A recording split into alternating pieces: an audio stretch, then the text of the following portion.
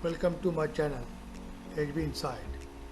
In this video you will get the detailed information on HIRA, that is hazard identification and risk assessment. So stay tuned with me till end of the video. Only my request is, if you like the video, please share it and do not forget to subscribe my channel. Hit the bell icon so that you will get the notification of my new video.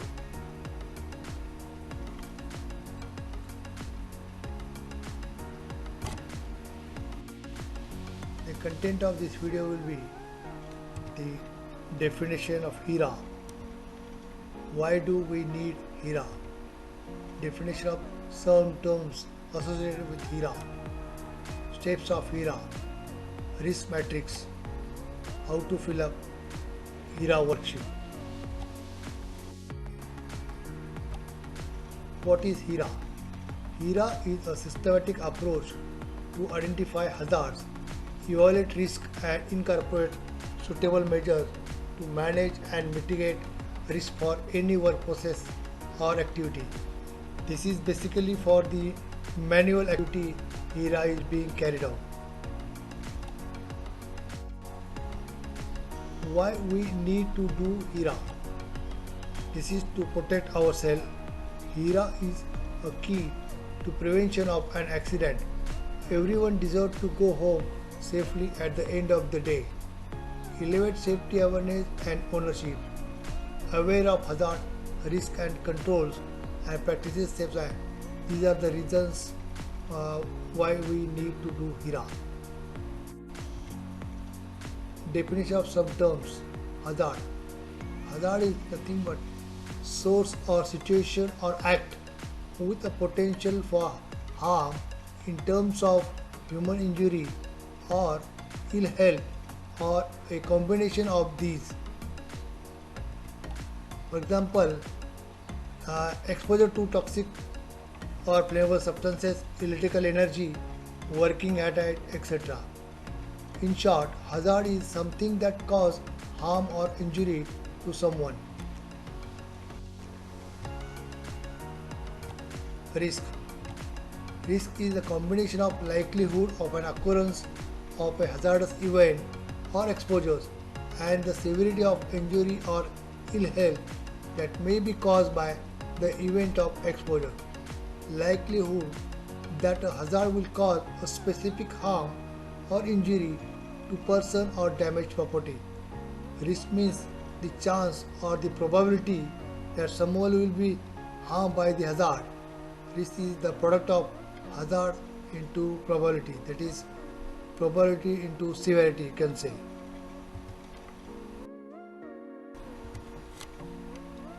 What is the risk concept? What the risk concept is, what can go wrong. We have to think about what can go wrong to the extreme condition. How likely is it? That means what is the probability of occurrence of this event? What are the impact?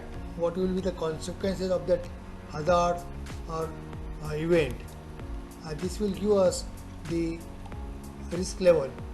After identification of the risk level, we have to manage the risk depending upon the risk level. Risk management also includes control and monitoring of risk as well as communicating these risks, because by just keeping record is not sufficient. You have to communicate all the risk level to the concerned persons. Identify potential hazards. The most important step in any risk assessment is identification of the hazards. And hazards can only be controlled if they are identified properly. Each step is analyzed for potential inherent hazard.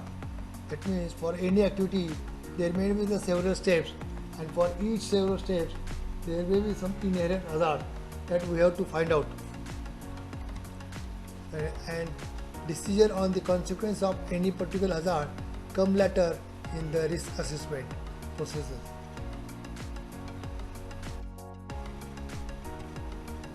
Risk control. What can be done to control risk in the workplace? Some measures are from most to least preferred. There are 6 steps or 6 ways, 6 methods you can say to control the risk. First is the elimination.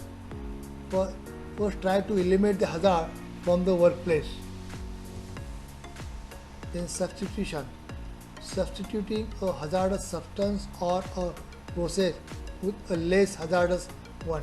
For example, if you have a chemical X which is hazardous in nature, that is, it is toxic as well as flammable in nature, and because of this the risk level will be very high.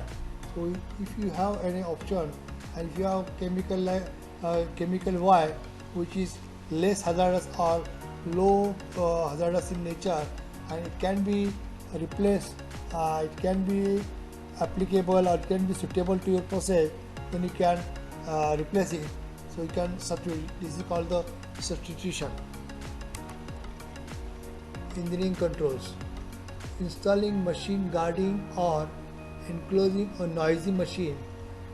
For example, in manufacturing areas, there are in some areas where the very high noise is present. For example, in compressor area, the compressor area always use the high noise area. So if you enclose the compressor in a container or in a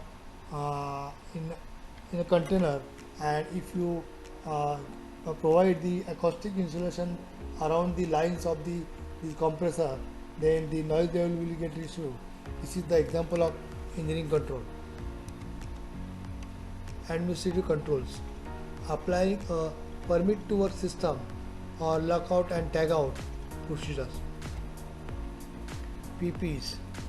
Provision and use of these equipment, and PP means the personal protection equipment. So this will try to minimize the risk level. PPs like helmet, goggles, safety shoes, PVC suit, chemical splash goggle, hand gloves, gumboot, etc. And last, safe working practices or safe work procedures. This is the HIRA worksheet. In this worksheet, we have to mention the activity and the location, the name of the person who is carrying the activity, or the name of the in charge, and the date. It is divided into various tasks. It is we have to carry out the activity, divide the task into some activities, find out the potential hazard in each step, and what will be the possible consequences, that is extreme condition, what will be the possible consequences, and the existing control if any you are using, and depending on the condition and the existing risk control, what identify the risk level by the severity and the likelihood. If the risk level is high, we have to recommend the additional or new risk new controls, and after that we have to assign the responsible person with the timeline.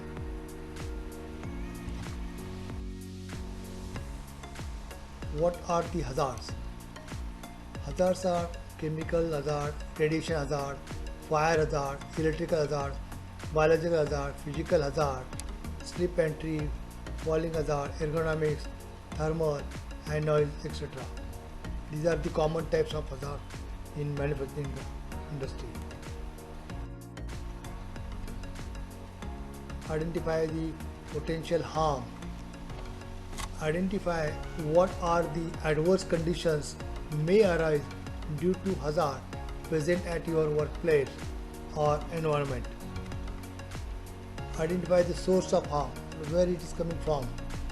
Hazardous event or process, whether it is from the event or the process. what type of hazardous substance you are using. It may be toxic or flammable like that. Equipment. Identify who could be harmed. It may harm to the workman who is working on the job or carrying out the activity. It could be employee or others, a contractor or supplier or visitor. Identify how harm could occur. What is the condition? That accidental from the height, contact with corrosion chemicals, injury. First aid treatment, visit to clinic or hospital, admitted in the hospital, permanent damage, acute versus chronic effect, or occupational disease. Property damage, breakage of glassware. This is applicable in case of laboratory because in laboratory glasswares are used. Equipment damage, furniture, building, etc.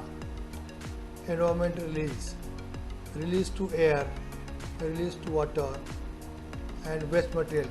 Waste may be hazardous or non-hazardous. These all are related to the pollution of the environment. Risk matrix, determine the risk level. This is the 5x5 risk matrix. It is divided into two parts. One part that is from you can say y-axis is your likelihood or probability and x-axis is severity. So depending on the severity or probability, you can find out the easily find out the risk level. In this chart, the red color represents the high risk, yellow color represents the medium or tolerable risk, and green color represents the low risk. Let us understand by the example how to identify the risk level using this chart.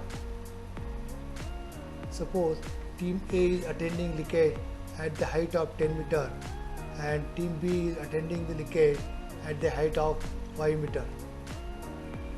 So both are using the scaffolding, and suppose by any means the member of the team A who is attending the leakage, if he has not used any safety devices like safety harness, he has not anchored the safety harness properly, then the probability of the falling from that height will be high. Since the height is very high, so there may be a fatal incident, so severity also will be high. So in that case, the probability will be 5 and severity also will be 5, and it gives the product for 25. So 25, which is high, it is in red color.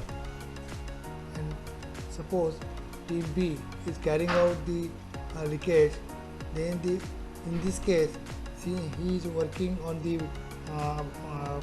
working above the 5 meter using the scaffolding, and if he is using the safety harness and anchor properly, but by any means if he loses his balance, then he may collide with the structure, so the probability will be possibility will be there. The probability is 2, but since the height is very low, means compared to the 10 meter, 5 meter is at lower level, so the impact will be low, so severity also will be low, so it will come in low risk. Risk evaluation, depending on the risk range, the criteria has been decided, and as per the criteria, what actions to be taken is mentioned here. In red color, that a high, when the risk level is between 10 to 25, then it is unacceptable or high. And in that case, management has to decide and has to derive the action plans also. For medium risk, which is between 5 to 9, which is represented in yellow color, it is medium in nature, and generally minor impact will be happen, and it is acceptable with the management review or specific monitoring or SOP to be followed, and it is sufficient to minimize this level. And for low, that is between 1 to 4, the risk level is low and it is acceptable without review, managed through routine procedures. hierarchy of the risk control measures. As we have seen in previous slide, there are the 6 ways or 6 methods to control the measures. These are the eliminate or substitute, engineering control, administrative measures, PP, and safe work practices. Risk evaluation. How to evaluate the risk. As we have already explained in the risk matrix, it is just explanation, additional explanation. You can say consider the existing control. Whatever activities you are carrying out, you have to consider what are the existing control you have. If in case of laboratory, fume hood is also comes under engine control. Glow box, chain for cylinder, mechanical lifting devices like chain pulley block, crane, etc. These are coming under engineering control. Administrative control, signage, training, SOP, poster, MSG boards, MSGS boards, these are the administrative control. Personal protective equipment like helmet, goggle, safety shoes, PVC suit, PVC gloves, face shield, etc. Existing control will not change the severity but only likelihood. Severity and likelihood is based on 5x5 matrix and the respective criteria specified, as we have seen in the earlier slide, that is risk matrix. The risk setting is the product of severity and by likelihood. After identification of risk level, we have to refer the acceptability criteria on the recommendation action for this different risk rating. For medium and high risk, additional controls will be required. Additional control, responsible person and timeline. Additional control for risk rated more than 4 or medium and high risk is required to reduce the risk so as to as reasonably as practicable. Who and when? Responsible person to implement the identified control measures and timeline for completion. Update the risk assessment upon completion of the additional control measures. Record keeping. After completion of your implementation of the risk level, the control measures, we have to keep the records. These records should be kept at least minimum for 3 years. Implementation review. Management staff or principal investor will need to approve the implementation of control measures, because whatever the recommendations are there, whether these are feasible to their plan or they are feasible to their workplace, has to be investigated. It is also to be technically, it should be approved, so that the management staff or principal investigator need to approve the implementation of control measures. Monitoring of the process or activity has to be carried to ensure that there is no residual risk or additional risk arising from the control measure. Sometimes what happens, in order to reduce the risk level, we have to modify something, and we have to modify something which may the modification may also create one hazard. That again we have to see whether this can be feasible or not. Risk assessor have to check or monitor the new implementation of control measure and communicate with respective operational person. Review on risk assessment to be carried on the following basis: at least once in every 3 years after an accident or incident occurs, any change in process or activity.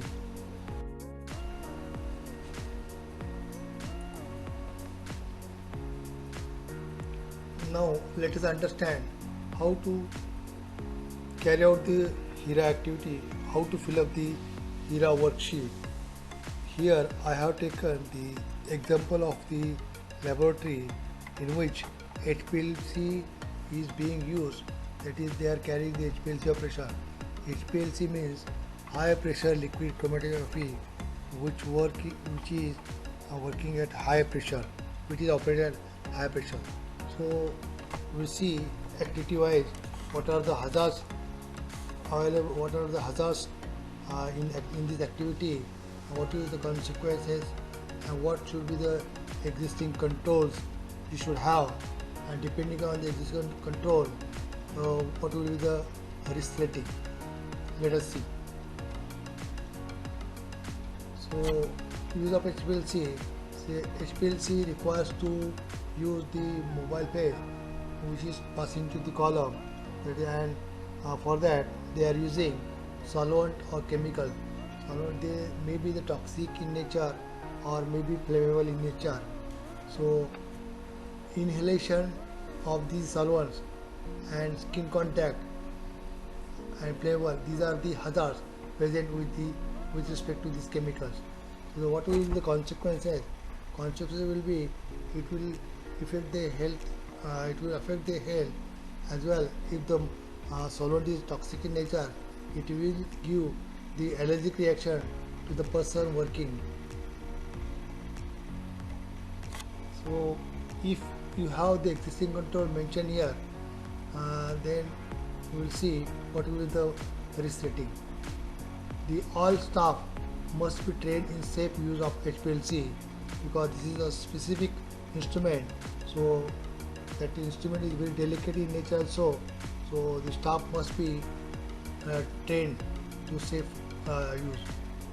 The following items of PPE must be worn during this operation of the HPLC, that is laboratory coat, nitrile gloves, eye protection, chemical splash proof safety glasses.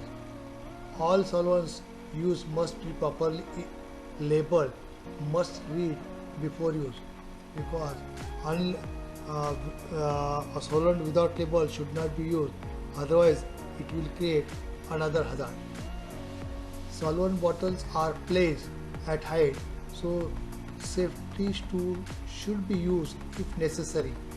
Since the quantity is very less, they are storing the solvents in the bottle, and that bottle should be just approachable at approachable height, so that they can easily take the solvent, and of course the bottle should be secured properly also.